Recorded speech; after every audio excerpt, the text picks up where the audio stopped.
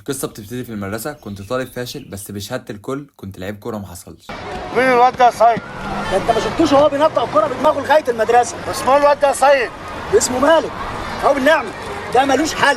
كان باين عليا قوي ان انا فارق عن زمايلي، وكنت دايما بلعب مع اصحابي اللي اكبر مني دوري مدارس، وكان كده كده بتاعنا والدورات الرمضانيه كده كده ضامنينها. الناس كلها كانت بتقول لي انت ازاي مش بتلعب في نادي لغايه دلوقتي وحرام عليك نفسك. عايز ابدي اعجابي بابن حضرتك.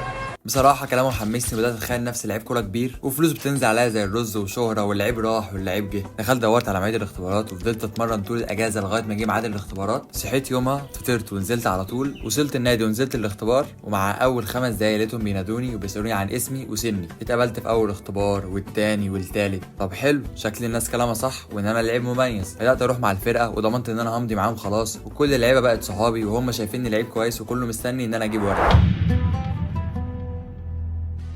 يعدي شهر واتنين ومحدش يطلب مني الورق. بدأت أقلق بس فضلت مستني لغاية ما جه لعيب بيلعب مكاني تبع الكابتن، وبان على شكله وجسمه إن ده أكبر مني ب5 أو 6 سنين على الأقل. ساعتها فهمت إن الكورة في مصر بتتلعب بطريقة من 3: يا إما تسنن وتزور، أو يبقى عندك معارف ووسايط، يا إما تدفع علشان تلعب. ودي قصة النهاردة، الأندية الاستثمارية. وقال لك بعد ما اختبرت وقبلت، قال لك عايزين مني 20,000 جنيه، دي على مسؤوليته.